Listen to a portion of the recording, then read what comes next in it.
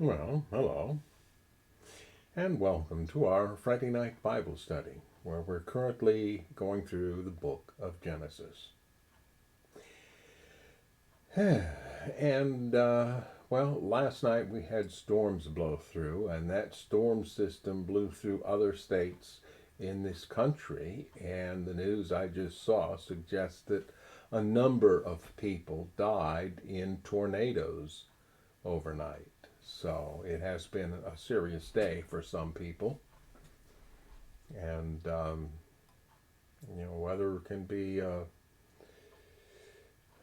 real issue and a real problem. And you may be aware that our belief about that, um, if your house is damaged by a tornado, the insurance industry is actually likely to call that an act of God. We hold in this group that that's not God at all. It's the elements, and the elements we believe are most likely being stirred up by the enemy of the human race. At any rate, we talked some last week about things that went on here, and I missed a story, which is okay, not a big deal, but it was kind of an interesting story. Um, our garbage is picked up by a company contracted by the city to do the job, and in our part of town, that's done on Tuesday. Well, we had kind of been misled because I think we had a substitute driver for a couple of months, maybe a little more. And this substitute driver didn't tended not to come by as early, so I'd go out to check, and the garbage can would still be sitting on the street side, still full, uh, as late as 1 or even 2 o'clock in the afternoon.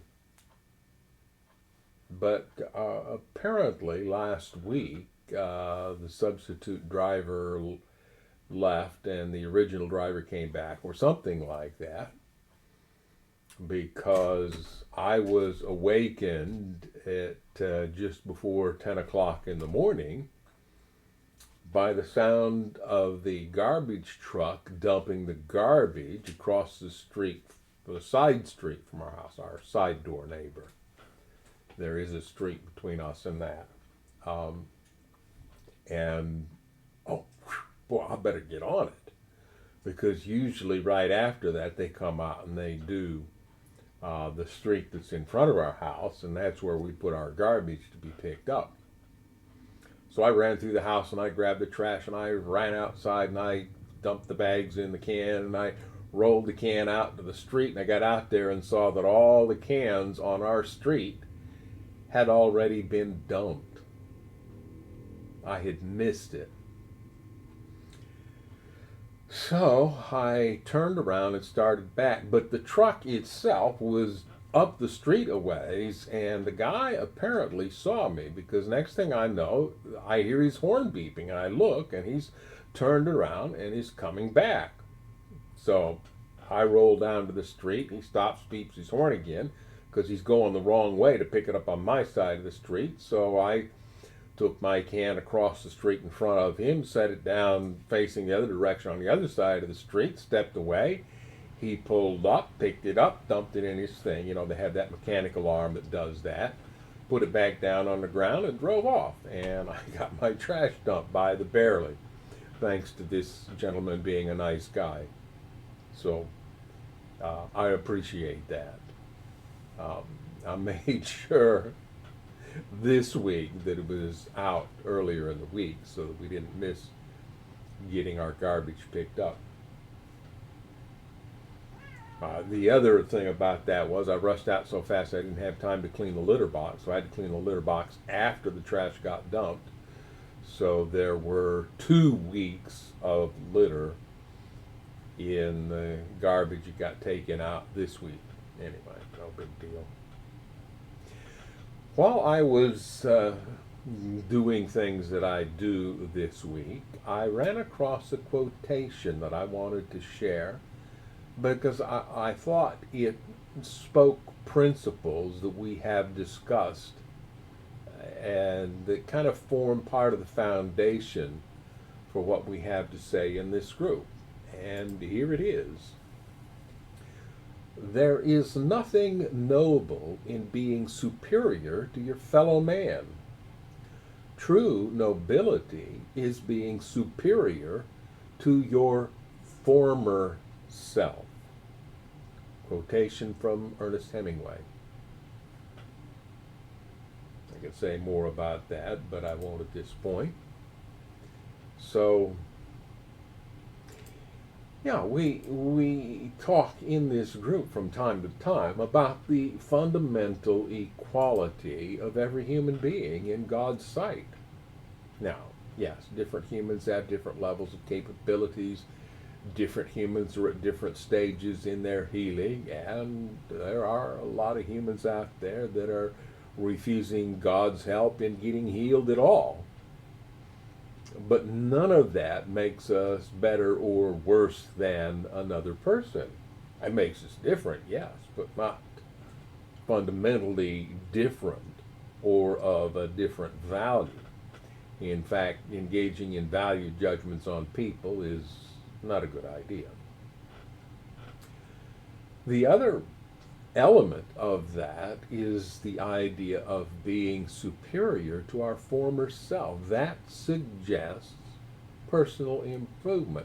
That suggests that we are cooperating with the Creator in getting healing done to our broken selves, and that's another important element of what we teach in this group. So I think with that being said, and having gone across that, by the way, my wife is still asleep. I thought I better get this recorded so I would have time to get it uploaded. She may call. I've got the phone here. She decides to call. She wakes up and discovers that I'm doing this and wants to call and have something to say. She'll be welcome to do that. So let's bow our heads and get started. Our Father in heaven, we thank you for your blessings to us. We thank you for the opportunity that you give for us to connect with you and to find healing as you have promised and restoration to the condition in which you originally created us. We want to be part of that.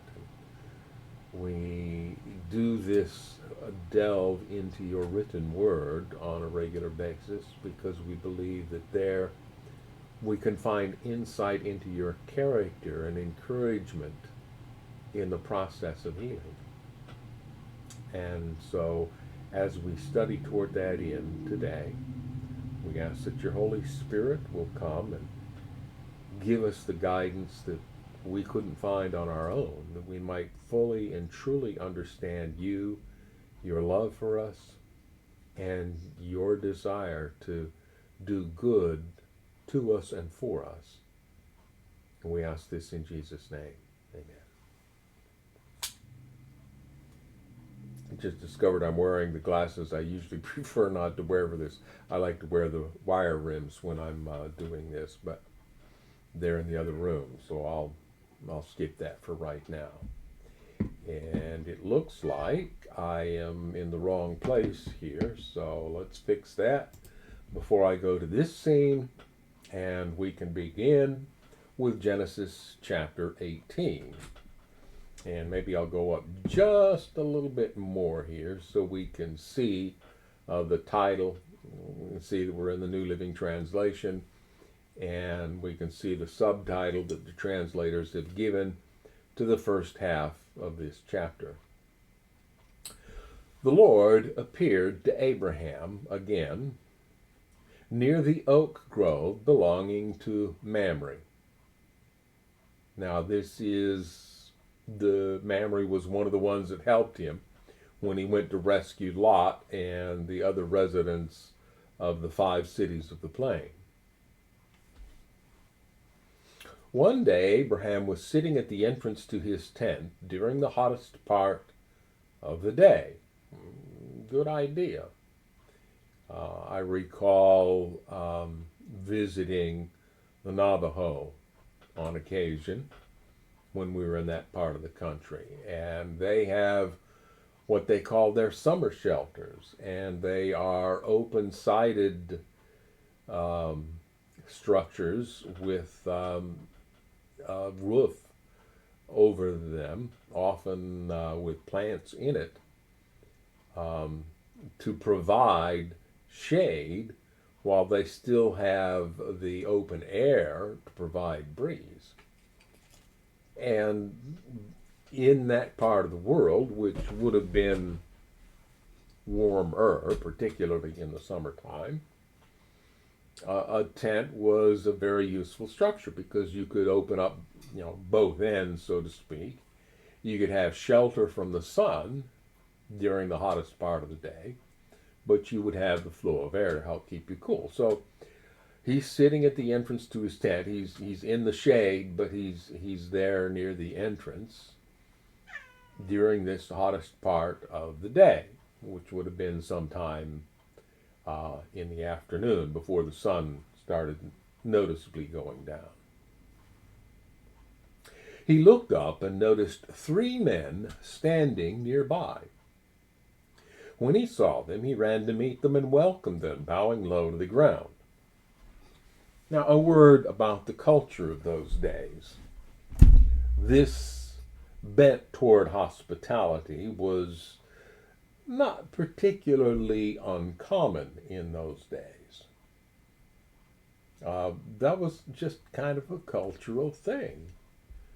It was expected that you would show hospitality to strangers that came by, to some extent because of the inhospitability of the land, but just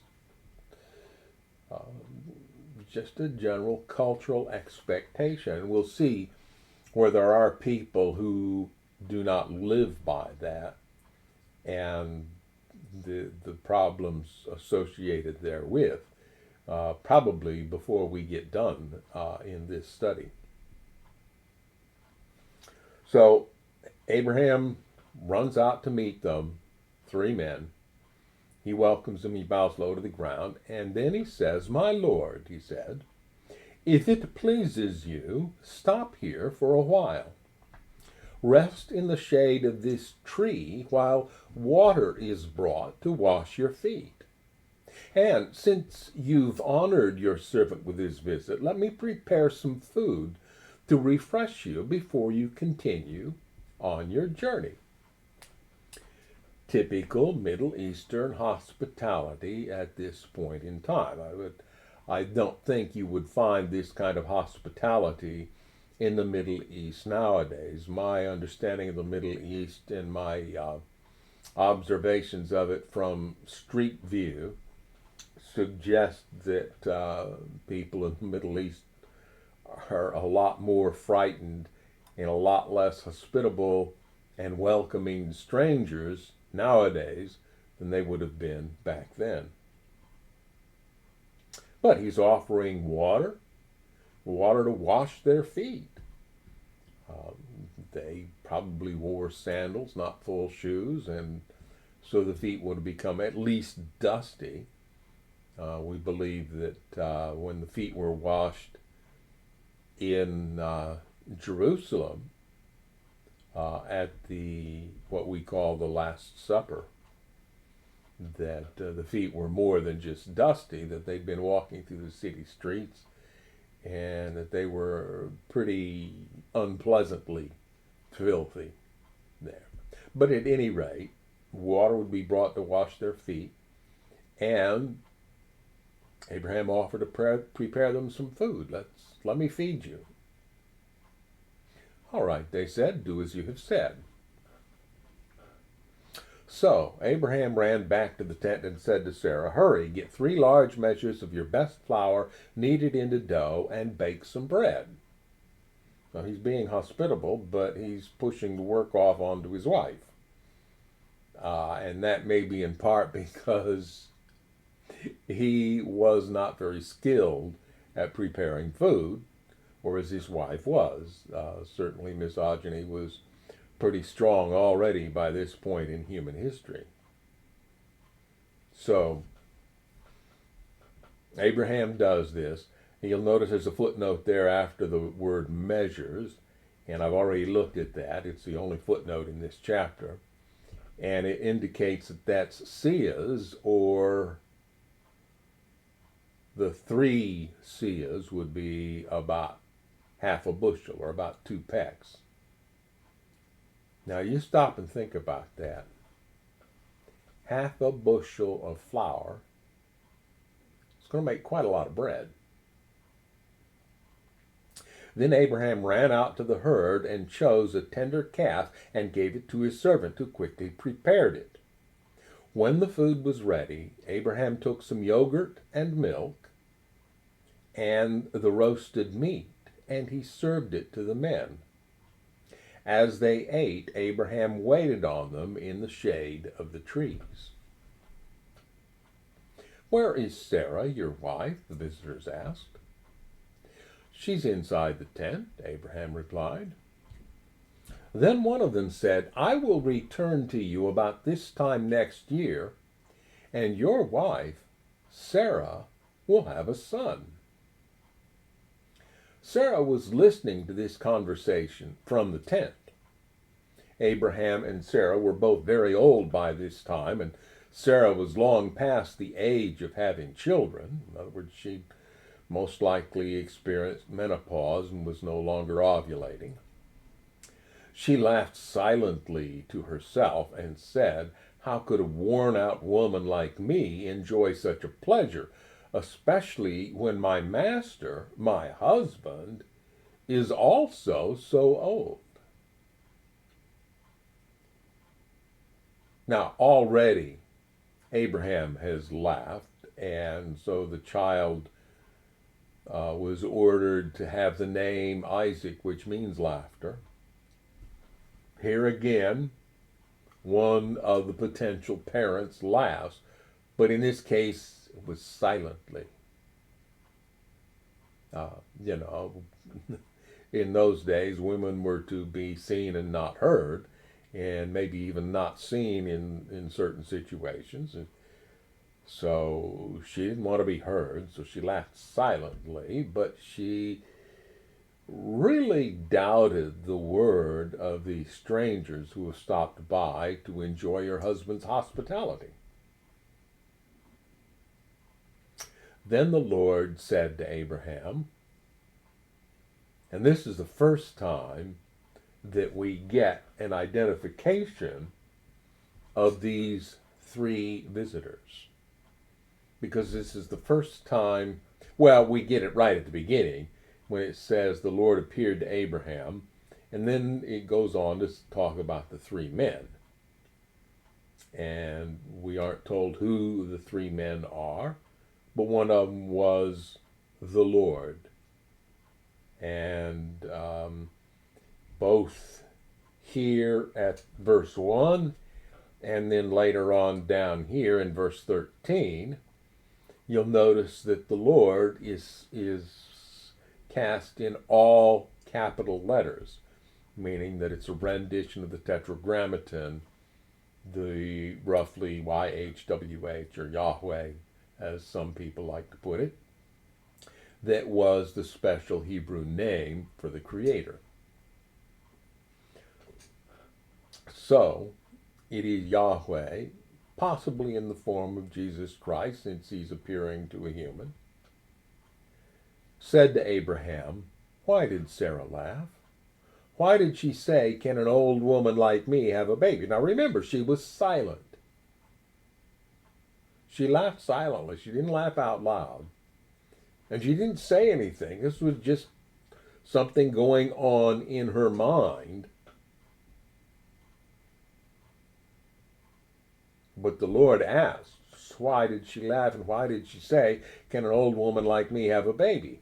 Is anything too hard for the Lord?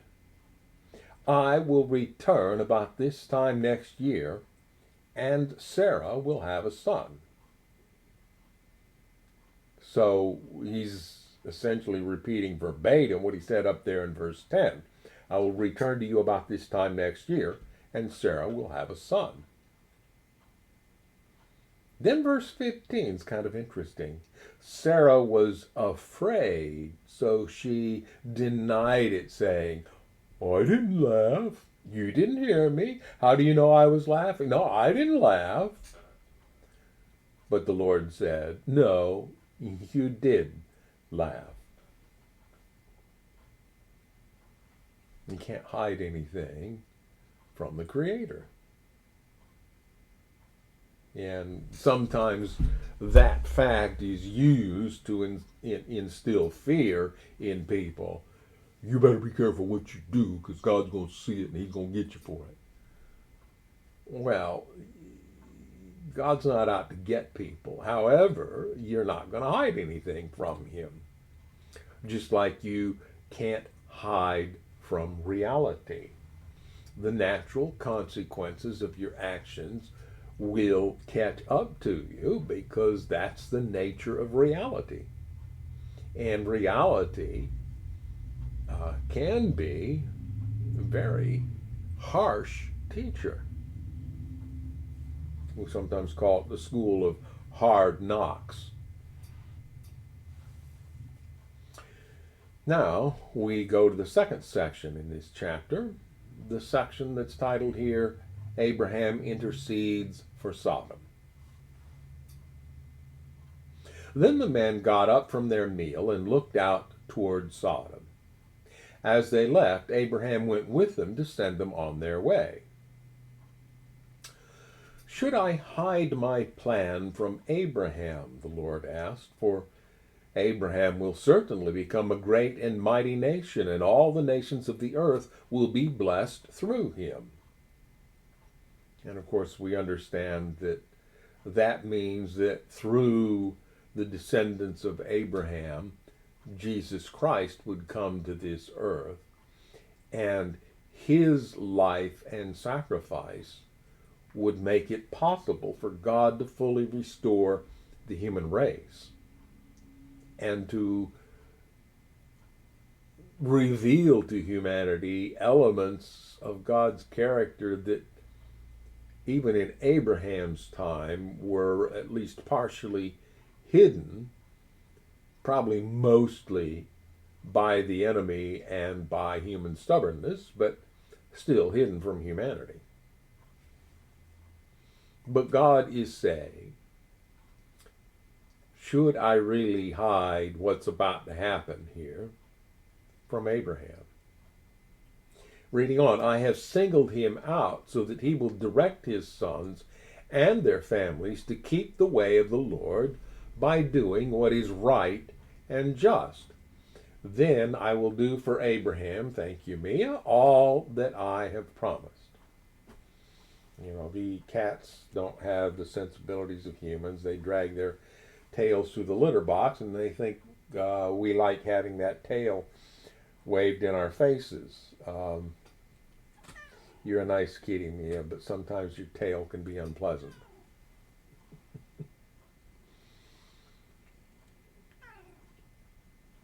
I have singled him out so that he will direct his sons and their families to keep the way of the Lord by doing what is right and just. No, don't scratch my Bible, Mia. That's not a good thing for a kitty to do. I will do for Abraham all that I have promised. Well, one thing he promised was to give him the land. He also promised to bless him, and then he promised to give him a son. And God says, I'm going to do that. Well, if I'm going to bless him, if I'm going to favor him, if I'm going to single him out as a special person to help me fulfill my plan for humanity, is it right for me to keep a secret? So the Lord told Abraham, I have heard a great outcry from Sodom and Gomorrah because their sin is so flagrant. I am going down to see if their actions are as wicked as I have heard? If not, I want to know. Well, this is God speaking to Abraham in human terminology. God doesn't have to rely on human spies to tell him what's going on this earth. He already knows it. But in this sense, let's think about the meaning of there being an outcry from Sodom and Gomorrah. Who would have complained to God, however they understood him, about what was going on in Sodom and Gomorrah? God says their sin is so flagrant, and we have covered this before. If you get into the book of Ezekiel, there is a place where it talks about the sin of Sodom. And it has become very popular in our culture to think as sodomy, that's where the term comes from, as being the great sin of Sodom. But that's not what it says in Ezekiel. It doesn't talk about homosexuality. It talks about their economic oppression of the poor, their lack of compassion. These are the sins that are being complained about to God, and that is why he would say that the outcry has come from Sodom and Gomorrah. There are people living in these cities who are distressed about what's going on because they are the victims of what's going on in Sodom and Gomorrah. So they are crying out to God as they understand them, and Yahweh has heard, and he's going down to, quotes, investigate. Not that he really needs to, but I find it interesting also that I'm going down to see if their actions are as wicked as I have heard. If not, I want to know. In other words, it would be nice, it would please me if their actions weren't as wicked. I would like to know that. I would like to find out that these people aren't as bad as I already know they are.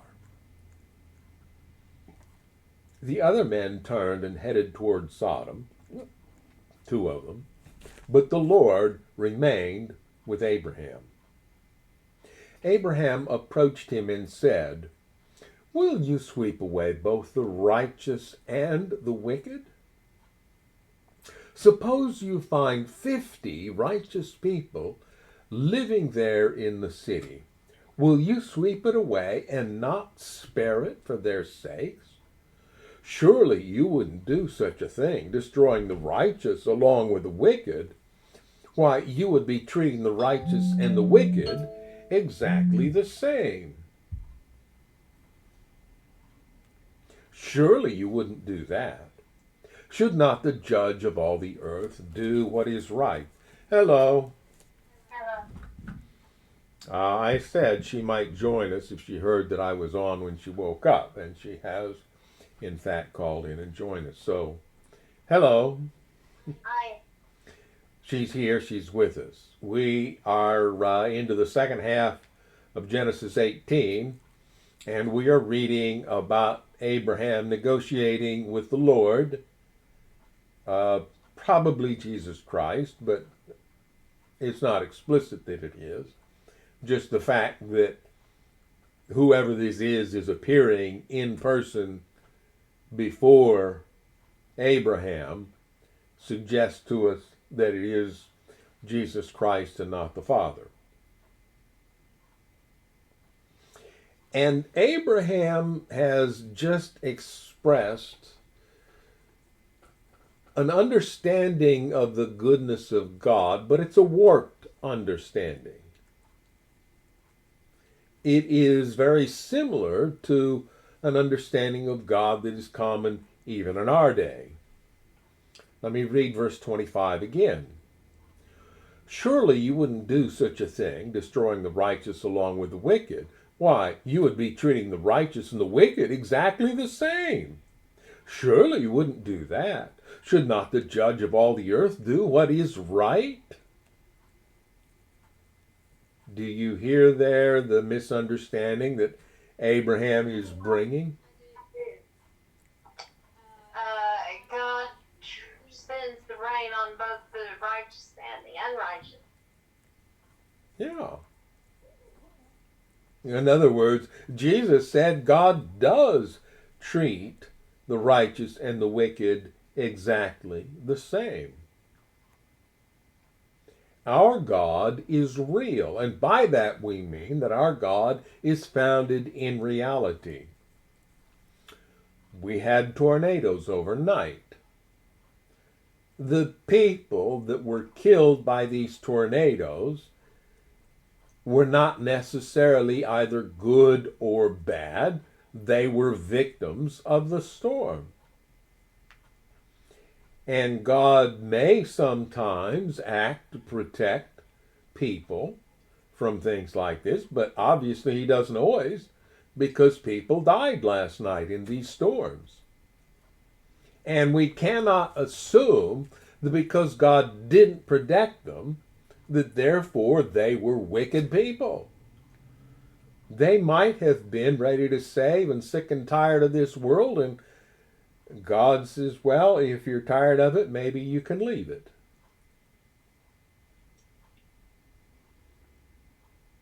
But still, Abraham also reveals a misunderstanding about what is good and right, because he says, should not the judge of all the earth do what is right?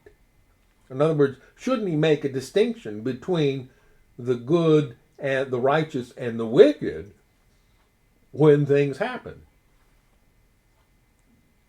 And let us point out here, as I think you would expect us to say. Well, what does this say about the prosperity gospel?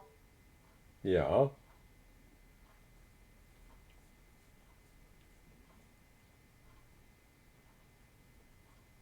I'm asking a question. Oh, well. Try it again, because I heard you say something about the prosperity gospel. I didn't pick up that it was a question. What does it say about the prosperity gospel? God treats everybody alike. Well, God. Because, I grew up being taught that the way to be wealthy is to be to live right, and the twist on what I was taught was that if you live right, then Satan's not going to be able to get you with all of the normal problems of life. So Satan will make you wealthy in an attempt to make you fall by the hands of money. So therefore, you need to live right so you can be wealthy. Yeah.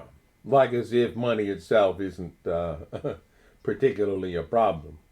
The love of money is the root of all evil. Well, it is. And just because you have it doesn't mean it's a problem, but it is the way most people will go about getting money is almost always problematic. So. Anyway, what you were saying before, what does this say about the prosperity gospel, about God loving both the good and the bad equally? Why is it that some people become wealthy and some don't? Well, all too often in this world, people who are more willing to do wicked things end up being wealthy because they're willing to do them, whereas people who aren't willing to do them don't end up becoming becoming wealthy. So, yeah, the prosperity gospel, in that sense, is kind of problematic because it leads people to think that if I become wealthy, then I must be doing good, so the things I do that make me wealthy are good, and approved by God, and so they go about doing things that God would prefer they didn't do, and thinking because it makes them wealthy that God is demonstrating his favor toward them. So that kind of teaching can lead to some real problems, and it can lead people to not recognize their need of healing, their brokenness, their failure, and to not seek the healing that God would prefer to give them if they would let him. They won't, because they've been fed a bill of goods that says they're just fine the way they are. Well, I'll tell a story. The lady is dead, so she won't hear I'm telling it. And I'm not going to tell who she was, but at my first wedding, I've been married before. Mm-hmm. And at that first wedding, the people that I knew gave me a wedding shower. And I got some nice stuff. There was one person that attended who was a wealthy lady. And I was told, I had not met her before, but she came and I had told, you just wait, she's going to give you something really nice. She's got a lot of money. And I never forgot what she gave me. The other people gave me some nice stuff. She gave me a wooden spoon. We wouldn't by chance still be using that wooden spoon, would we? Yes, we are. Would you like to go get it and show it? Is it the warped one or is it the other one? Yes, it is. Huh? Yes, it is. Well, in that case, I'll go get it. Yeah. Just a second here, Bob. It won't take me long.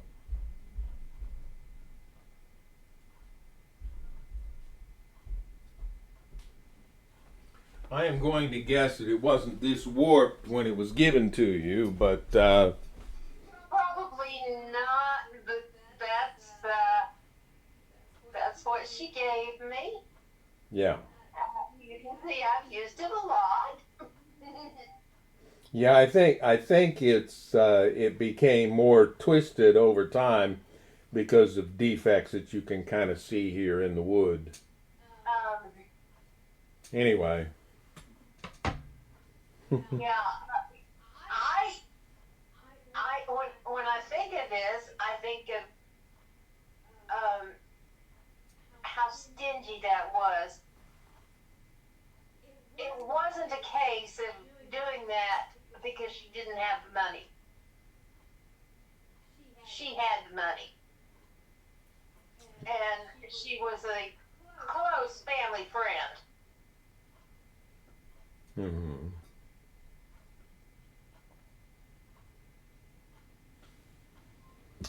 So, reading on here, verse 26. Hi, what? What? Hi, what? Yeah. Anyway, go ahead. And the Lord replied, if I find 50 righteous people in Sodom, I will spare the entire city for their sake.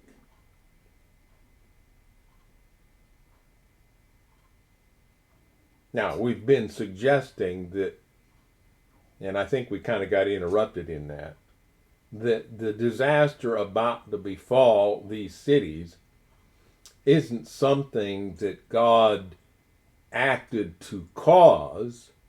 Rather, it's something that he knows is about to happen, that he is not stopping, in part because of how wicked these cities were. A way to stem the tide of evil by letting the enemy of humanity do what he wants to do for once. Then Abraham spoke again. Since I have begun, let me speak further to my Lord, even though I am but dust and ashes. And notice there that when Abraham says Lord, that's not printed in all uppercase letters. It's printed upper and lower case, meaning that it's translating most likely the Hebrew Adonai. Suppose there are only 45 righteous people rather than 50. Will you destroy the whole city for lack of 5? Now Abraham has gone into negotiating. Probably the kind of thing he learned to do while he was in Ur of the Chaldees. Recall that the ancient Babylonians invented commerce, and no doubt the whole idea of haggling over prices comes from them. And so this is a habit that Abraham learned while living there amongst the ancient Chaldeans. And so he proposes now to haggle with God, and God seems to be okay with it. The Lord said, I will not destroy it if I find 45 righteous people there. Then Abraham pressed his request further. Suppose there are only 40. And the Lord replied, I will not destroy it for the sake of the 40. Please don't be angry, my Lord, Abraham pleaded. Let me speak. Suppose only 30 righteous people are found. And the Lord replied, I will not destroy it if I find 30. Then Abraham said, since I have dared to speak to the Lord, and again that's not all caps, let me continue. Suppose there are only 20. And the Lord replied, then I will not destroy it for the sake of the 20. Finally, Abraham said, Lord, please don't be angry with me if I speak one more time. Suppose only 10 are found there. And the Lord replied, then I will not destroy it for the sake of the 10. Now, we don't know if he's talking just about Sodom or if he's talking about both cities. And we don't know the population of these cities. But I'm guessing it was at least several thousand. So we started out with 50. Say there were 5,000, 50 would be 1/100th of the population. He started at 50, he's gotten it down to 10. So he's talking about a very small percentage of the population. And in verse 32, the Lord replied, then I will not destroy it for the sake of the 10. Now, of course, we know that if Abraham had pressed even further, knocked his number in half, and gotten God to make a commitment to not destroy these cities if 5 righteous people were found there, that it probably wouldn't have made a difference in what was about to happen. As we are about to see, only 4 people were saved, and one of those wasn't completely saved from the city. I'm not so sure that those who were saved were righteous. Well, we're going to get to that, I'm pretty sure. What they did? Yeah, well, we'll get to that, I'm sure, before we get done today. And yeah, we would have troubles with what was going on here.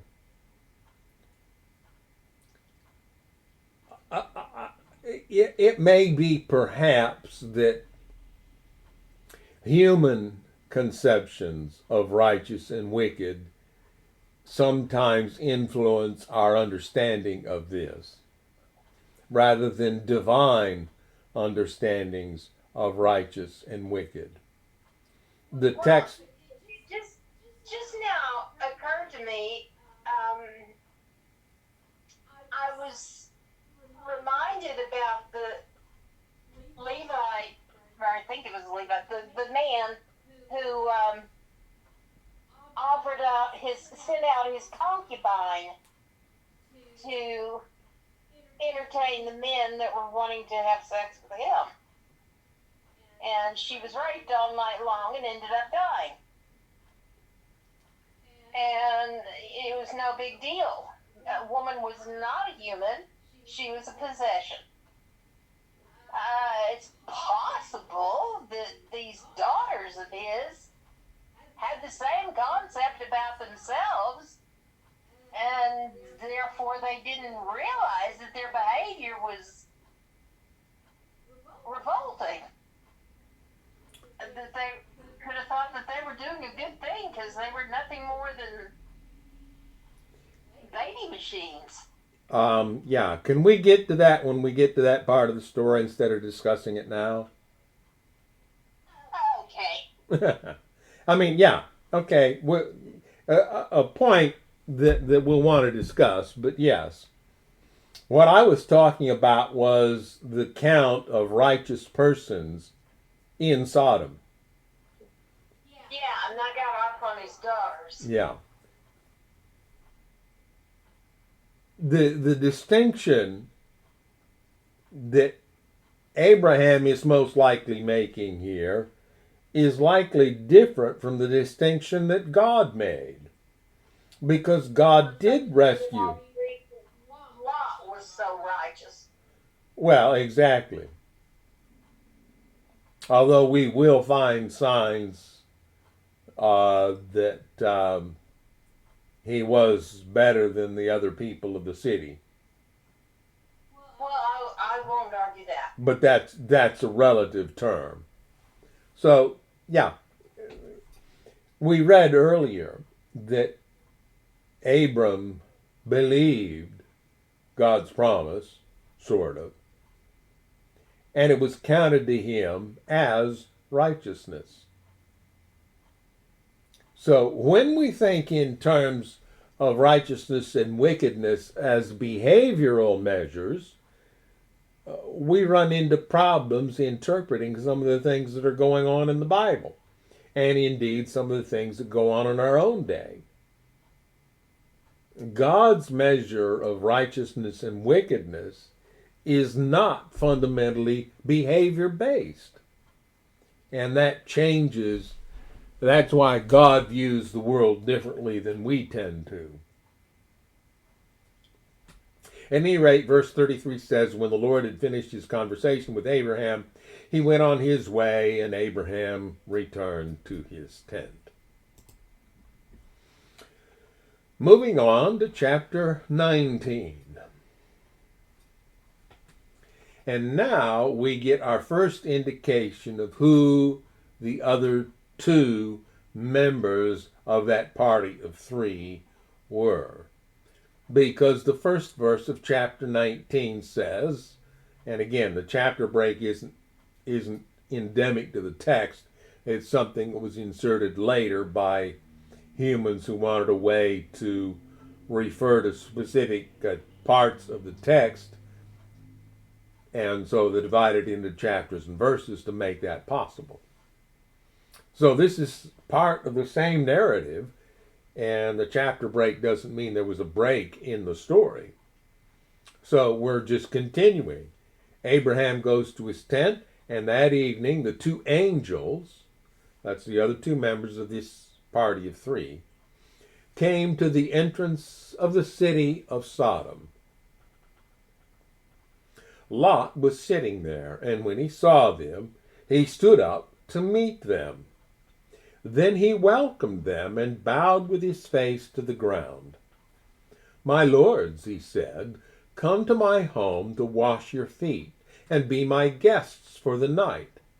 Then you may get up early in the morning and be on your way again.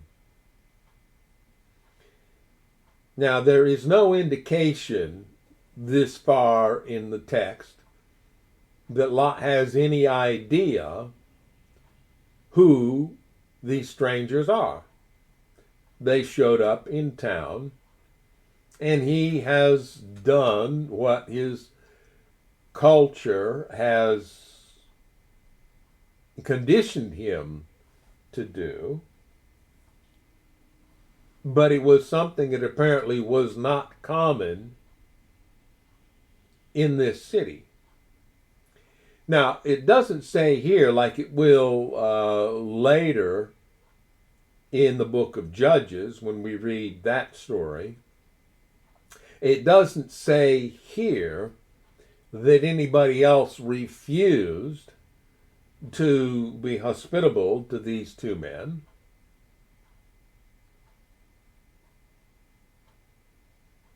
But it is possible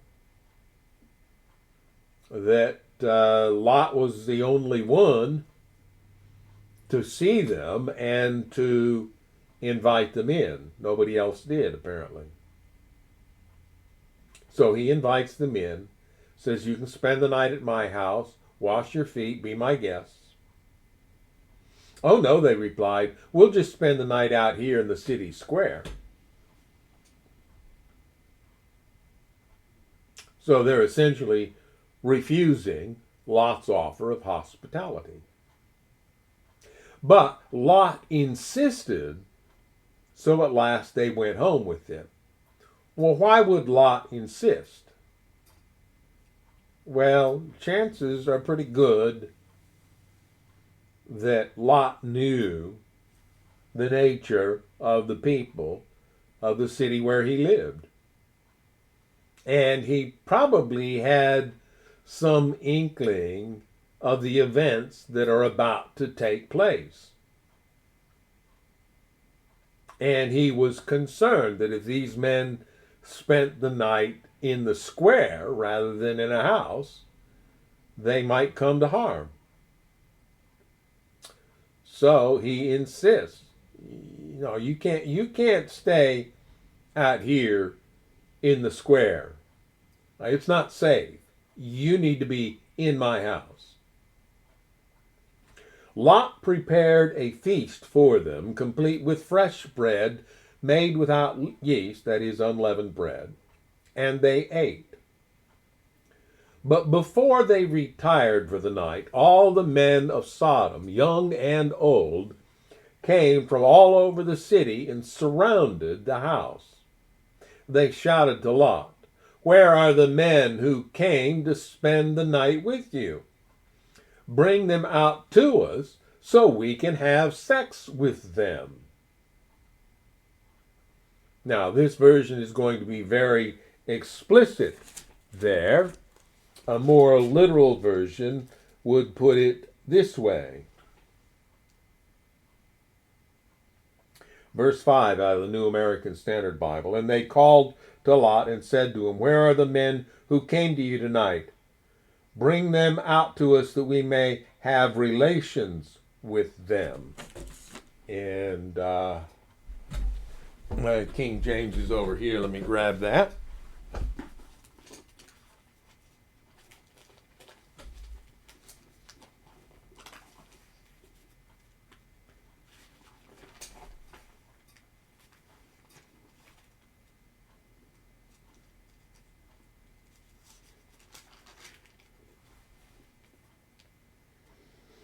"And they called unto Lot and said unto him, 'Where are the men which came in to thee this night? Bring them out unto us that we may know them.'"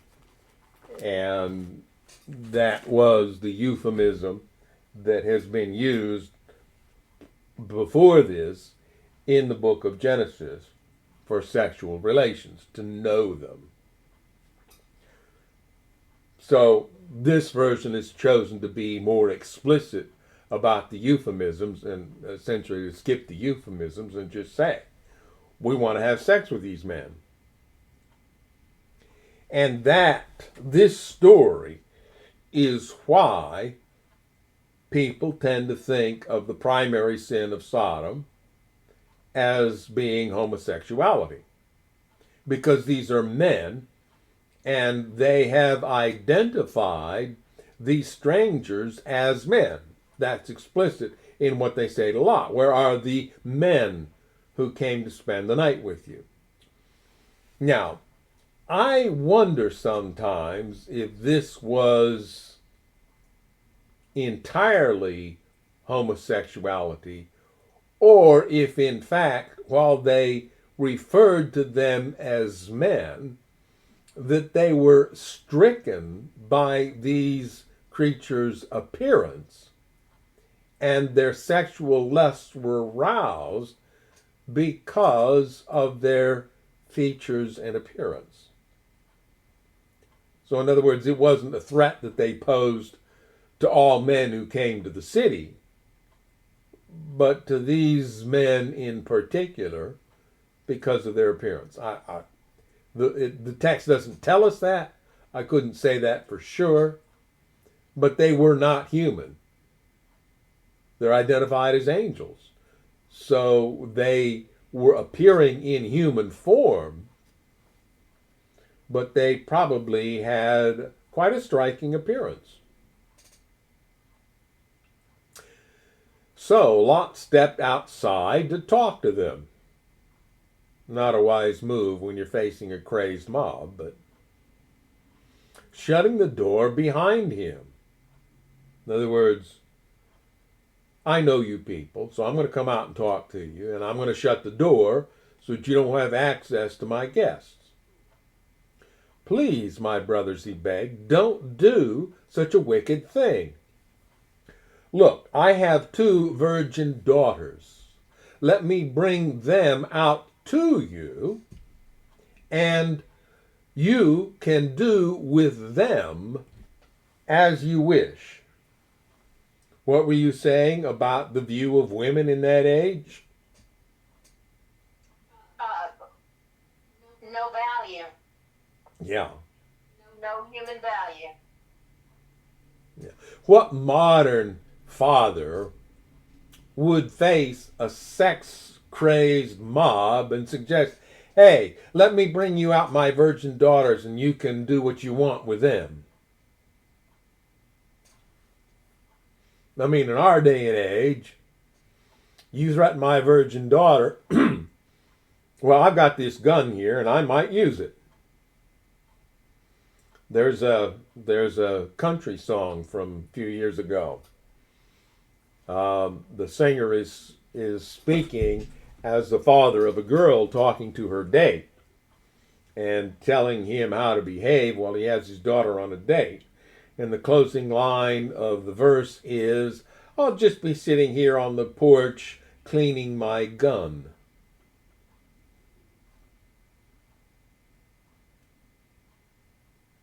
You know who wrote that? Who wrote that? I think it was my dad. You sure? Well, he certainly inspired it, didn't he? In other words, you're kind of being sarcastic there. Yeah. Okay. Well, anyway. But please leave these men alone, for they are my guests and are under my protection. Well, these guys are not in a good mood. It is possible that they are drunk. People's real selves come out when they're drunk and their inhibitions are gone, and they do things that they wouldn't do if they weren't drunk. So they reply, "Stand back," they shouted. "This fellow came to town as an outsider, and now he's acting like our judge." And they're talking about Lot here. "We'll treat you far worse than those other men." And they lunged toward Lot to break down the door. But the 2 angels reached out, pulled Lot into the house, and bolted the door. And footnote A there, the Hebrew is men, also in verses 12 and 16. So the 2 men, or the 2 angels, because they were identified as that at the beginning of the chapter, reached out, pulled Lot into the house, and bolted the door. Then they blinded all the men, young and old, who were at the door of the house, so they gave up trying to get inside. So this was an act to protect the people of the household without violence. It just blinded them. And given what was about to happen to them, blinding them was exceptionally nonviolent. It wasn't going to matter in a few hours' time whether they could see or not.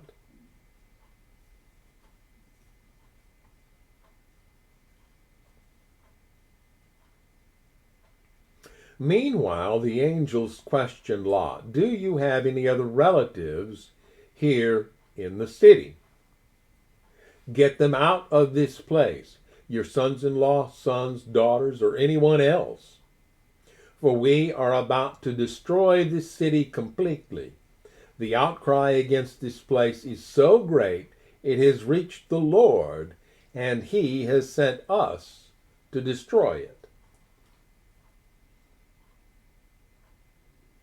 Well, we'll talk about what destroyed the cities in a bit here, but we think this element of the narrative reflects the Hebrew view that if something happened, God did it. So they place these words in the mouths of these men that have come to visit Lot. So Lot rushed out to tell his daughter's fiancés, "Quick, get out of the city. The Lord is about to destroy it." But the young man thought he was only joking. Now, why could he go out and talk to these people? Well, because the men that had surrounded his house earlier were blinded and unable to do anything about Lot going out and visiting in the city. At dawn the next morning, the angels became insistent. "Hurry," they said to Lot. "Take your wife and your 2 daughters who are here. Get out right now, or you will be swept away in the destruction of the city." When Lot still hesitated, he's dragging his feet here, the angels seized his hand, or these men, again based on the footnote, and the hands of his wife and 2 daughters, and rushed them to safety outside the city, for the Lord was merciful. When they were safely out of the city, one of the angels ordered, "Run for your lives, and don't look back or stop anywhere in the valley. Escape to the mountains, or you will be swept away." Time is of the essence here, but somehow that hasn't yet dawned on Lot. So, he says, "Oh no, my lord," Lot begged. "You have been so gracious to me and saved my life, and you have shown such great kindness. But I cannot go to the mountains. Disaster would catch up to me there, and I would soon die." He's not being realistic here. He's showing fear. He's afraid that if he goes to the mountains, he would be subject to some disaster. He's not explicit about what he imagines, but he would be subject to some disaster and would end up dying from it. "See, there is a small village nearby. Please let me go there instead. Don't you see how small it is? Then my life will be saved." And this suggests a change in Lot's character. He had started out living as Abraham did, as a nomad, living in tents. But when he left Abraham, it says he pitched his tent near Sodom.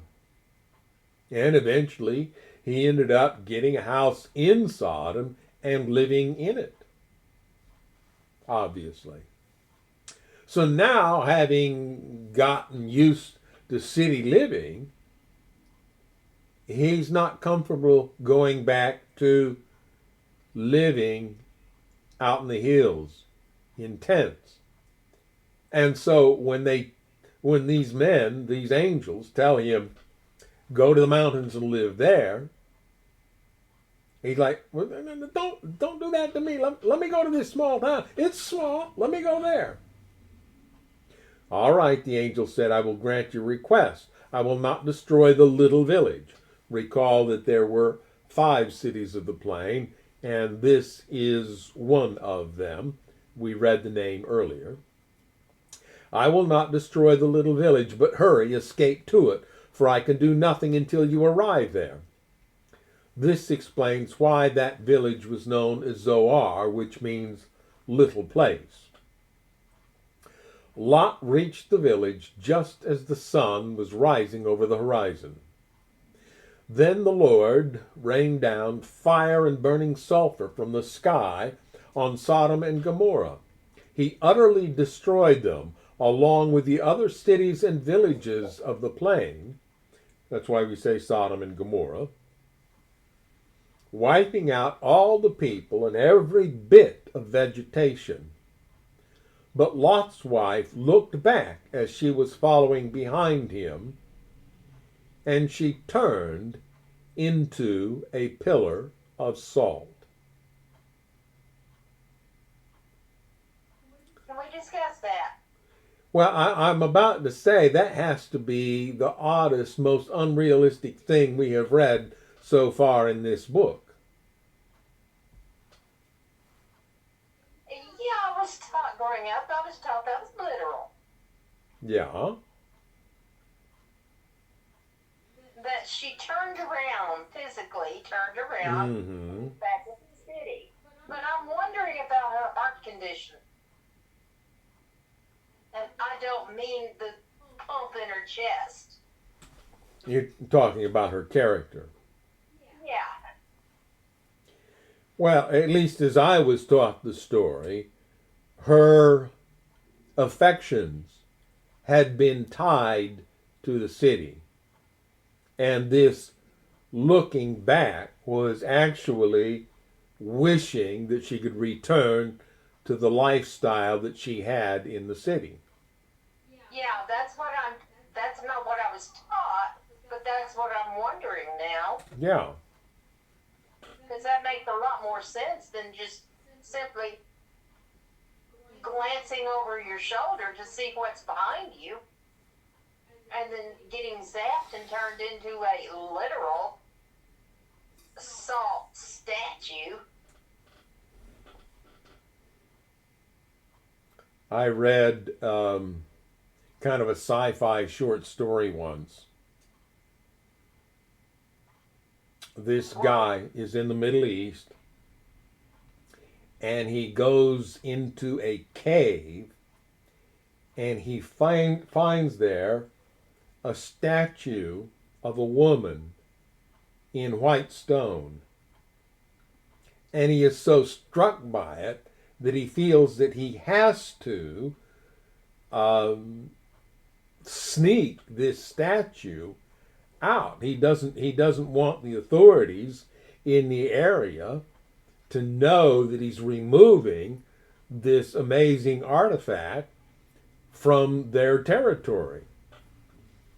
So he puts it in a canvas-covered truck, and he starts driving out. And it starts to rain like crazy. And he's driving along in the rain, and the rain has soaked the back of the truck. And he gets eventually to a checkpoint, and the soldiers stop him. And he has nearly a heart attack when they insist on opening the back of his truck. And in fact, they do go back and they open the tailgate, and because of the rain, the bed of the truck is filled with water, so water comes rushing out of the back of it. And he's like, well, I'm had now. They're gonna find what I've got back there, and they're not gonna let me remove it. But the next thing he knows, they've closed the tailgate, and they've told him, all right, you can go. So he drives on to his camp, and he gets out, and he looks in the back of his truck, and there's nothing in the back of his truck. And then the close of the story is he remembers the text. Remember Lot's wife. You get what happened, what the author of the story imagined? Yeah. Yeah. Weird story. But at any rate, I wonder how literal that is that she actually turned into a pillar of salt. Isn't our body, I don't know anatomy that well, but isn't our body certain percent salt? Well, our body is largely water, and that water is not pure water. It is what we call normal saline. So there's a certain percentage of salt in the water to help use the water to transport nutrients and poisons and so forth across cell walls. The salinity of the water aids that. And I've heard that the salinity of the water in the human body is roughly equivalent to the salinity of the ocean. So, yeah. Yeah, I remember when you injured your hand, that they told us to wash your hand with normal saline. Mm-hmm. We went to get it. We had to have a prescription. Oh, really? Yeah, and she didn't give us one. Are you talking about the Nurse practitioner that we went to find out how we were supposed to change the dressing. yeah, and she did a pretty ham-fisted job of it, as I recall. We ended up having to pretty much figure it out for ourselves. Yeah, so the pharmacist called over there to get the prescription and was told, yeah, she would take care of it as soon as she got finished with the patient. And she never got it done. She never called it in. No, well, And to help us out, he just simply told us how to make it, yeah. which was very easy. Yeah, it just mix a measured amount of salt into a measured amount of water, stir it up, let the salt dissolve, and there you have normal saline. Yeah. Boil it. Boil it, He yeah. said, "Oh." So it would be sterile, right? Verse 27 Abraham got up early that morning and hurried out to the place where he had stood in the Lord's presence.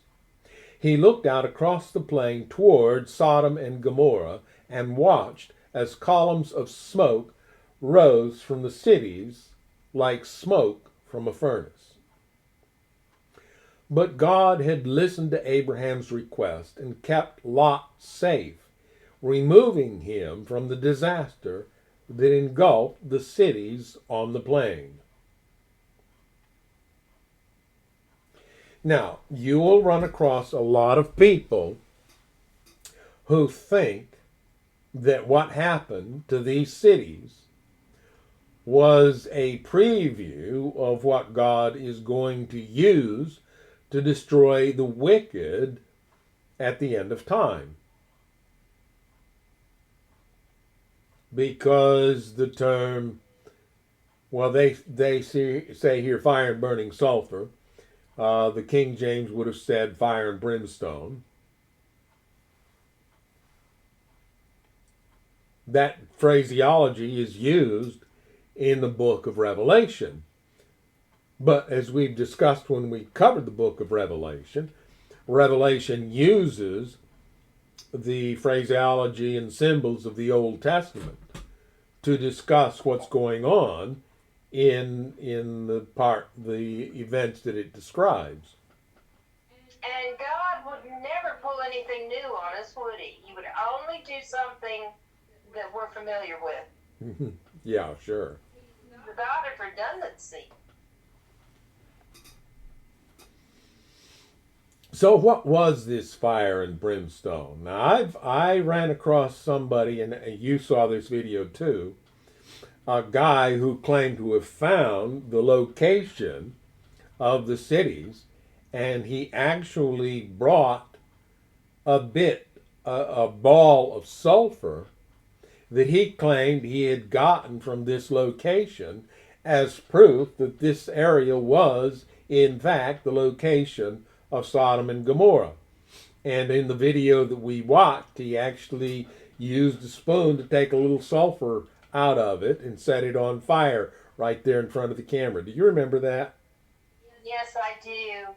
And he was the guy who claims to have found the ark.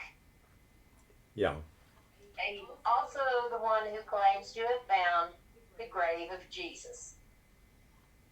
Yeah. Oh, when you said the ark, you meant the Ark of the Covenant, not the Ark of Noah. Noah's Ark. Noah's Ark? Yeah. Because I thought he was the one that had made some claims about having found the Ark of the Covenant, too. They have. At any rate, as you can tell, we're a little bit skeptical about his claims.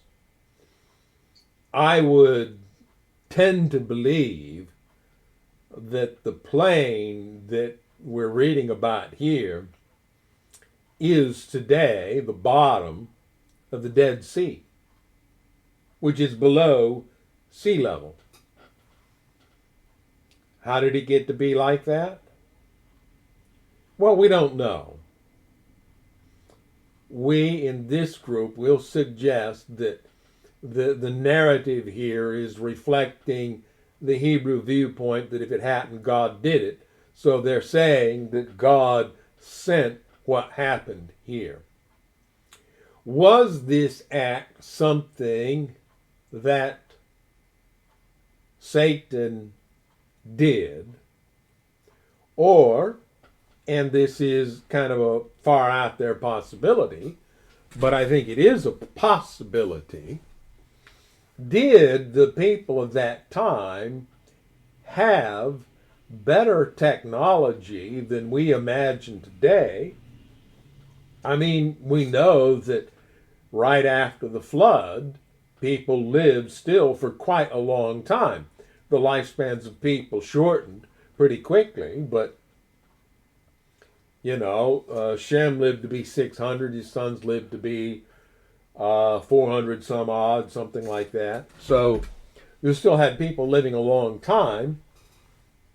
And so the advance of technology could have been quite rapid, even in that time. And there are people who think that humans actually developed flying machines in the years after the flood. And so it is possible, and this is also from that same bit of speculation, that they also developed nuclear technology and were able to use nuclear weapons. And we'll talk about this more as we go on. And again, this is just wild speculation. It's just a theory somebody's thrown out there. So we're not going to say this is really what happened. It's just a possibility. Could it be that the four kings mentioned earlier, being sore about having been defeated by Abraham and Abraham's allies, made it a point to get the cities of Sodom and Gomorrah in such a way that nobody would get the plunder, and that they found somebody who had a technology of destruction that had not been seen before, and used that to wipe the entire plain essentially from the face of the earth, so that the resulting crater ended up being below sea level. And like I say, it's just wild speculation. We can't say for certain that's what it is, but that's a possibility, and we'll discuss some other possibilities later. In other words, it is the result it's a possibility that it came about as the result of man's tampering. Yeah. Mm-hmm. Might be. We don't know.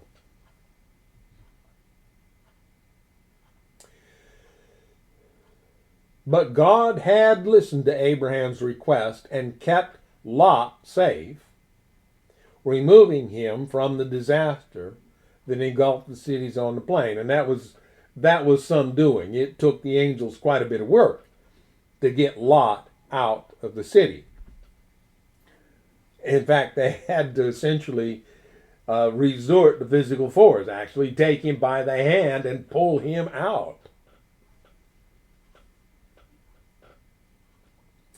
Reading on then, the last section, this is perhaps the most warped event so far in the book of Genesis. And there's been some pretty wild stuff going on, but this one gets really bad. Afterward, Lot left Zoar because he was afraid of the people there, and he went to live in a cave in the mountains with his 2 daughters. Now remember what he told the angels? Don't make me go to the mountains. Something terrible will happen and I'll die there. Well, then he gets into this little town that he made a point of telling the angels, see how little it is? I said, oh, okay, you can go there. So he went there, but then he got there and he got afraid again. He was a McCoy that decided to move in on the hat hills. Whatever it was, he became afraid of the people. They probably weren't that different from the people of the cities that were destroyed. And so Lot ended up being afraid of what they might do to him. And so, despite his fear of what would happen to him in the mountains, that's exactly where he went with his 2 daughters. Well, he had become one of the people of where he had been living. Sodom, was it, or was it Gomorrah? He lived in Sodom. He had become one of them. They accepted him, so... Well, he called them his brothers, didn't he? Yeah, so he may well have been very familiar with their characters, their behavior. Now here he goes to this new town where they don't know him, yet they have the same character, and he knows what the Sodomites were like. Yeah. He has every right to be fearful. One fear overcame another fear. Yeah. Now, the rest of this story, we're going to suggest didn't happen exactly like the narrative says, because the narrative was written by a man and it kind of tries to serve the man.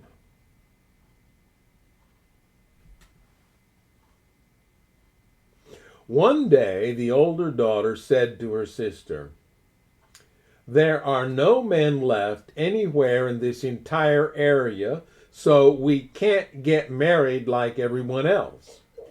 And our father will soon be too old to have children. Come, let's get him drunk with wine, and then we will have sex with him. That way we will preserve our family line through our father."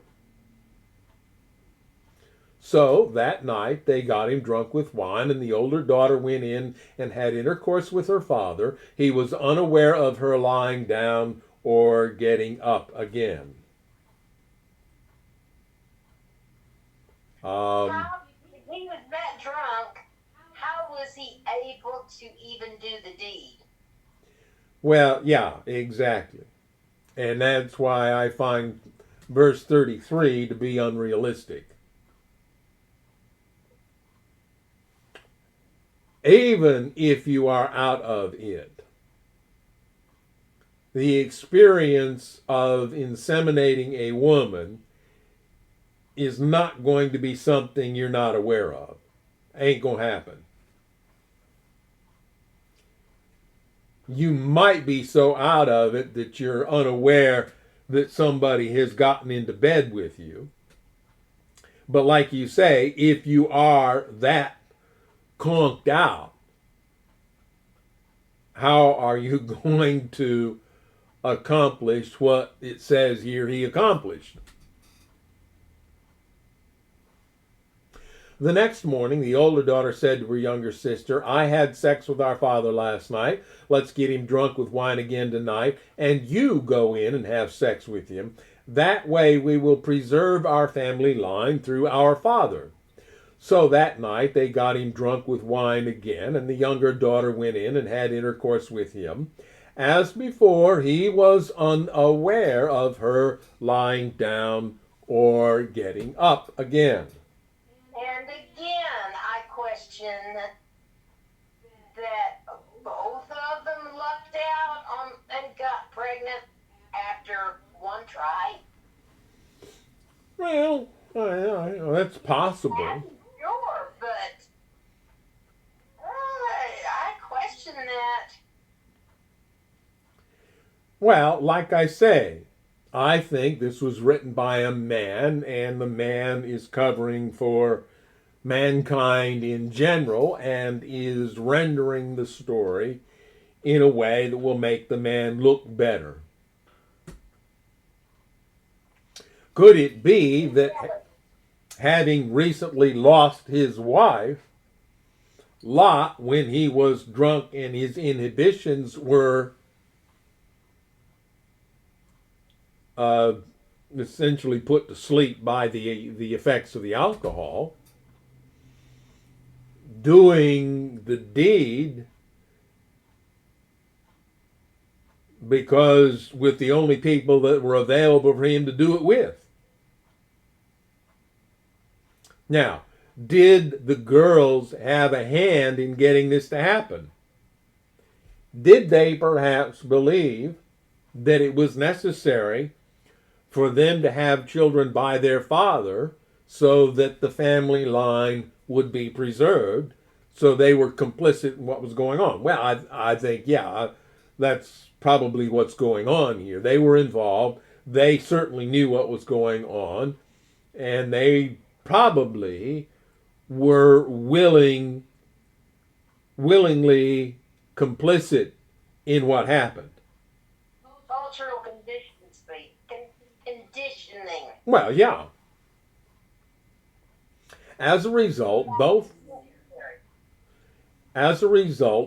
of Lot's daughters became pregnant by their own father. I hope he was proud of that. Today we would call that incest.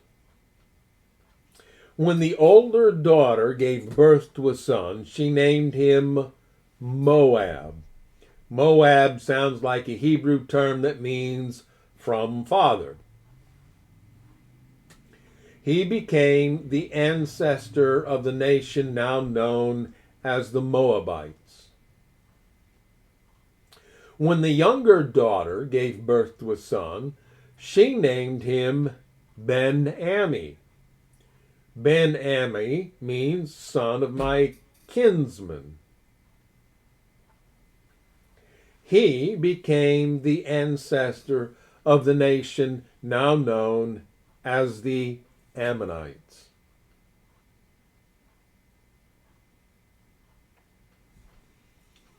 It doesn't tell us if Lot had any sons. I want to look at a more literal version and read that portion of chapter 19 to see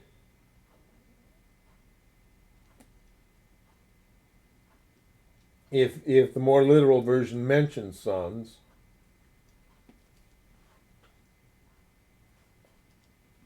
Then the men, this is verse 12 of chapter 19, then the men said to Lot, whom else have you here? A son-in-law and your sons and your daughters, and whomever you have in the city, bring them out of the place. So the angels are suggesting in saying that Lot had sons. and he had sons-in-law, apparently other daughters, as well as fiancées to the two daughters that still lived in his household and who went with him. And that all of those people were lost in the destruction of the cities of the plain. So now, Lot's only sons are the sons of his daughters. So they are both sons and grandsons at the same time. What's that song on my old grandpa? Yeah. Ray Stevens. Yeah. So this becomes important. It became important to tell the story so that we would know the origin of these two nations, Moab and Ammon. The name Moab has been preserved. The Mormons moved to Utah and named a city in their state Moab, based on that being a Bible name. Moab is just south of the Colorado River in what became uranium country because uranium could be mined in the area. The name of the Ammonites has been preserved in the name of the capital of Jordan, Ammon.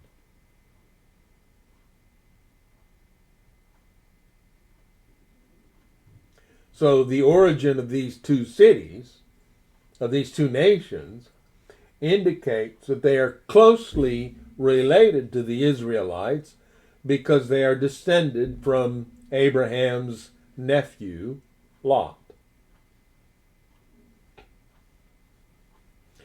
And I see that our time is essentially up. We've been going for just over an hour and a half here. We did only 2 chapters this time, but there was some pretty significant events taking place in these chapters that were worth some discussion. So, we will call it off now. Plan to meet you and do this again next week.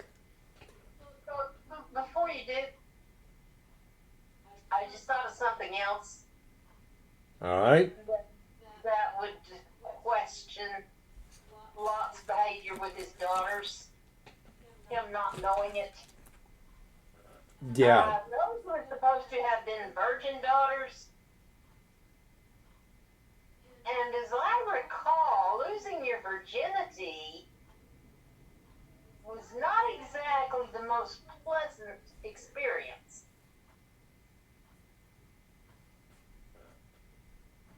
In other words, they probably wouldn't have been able to keep quiet about it if they were in fact virgins when he penetrated them. Yes. Something's fishy there. Yeah.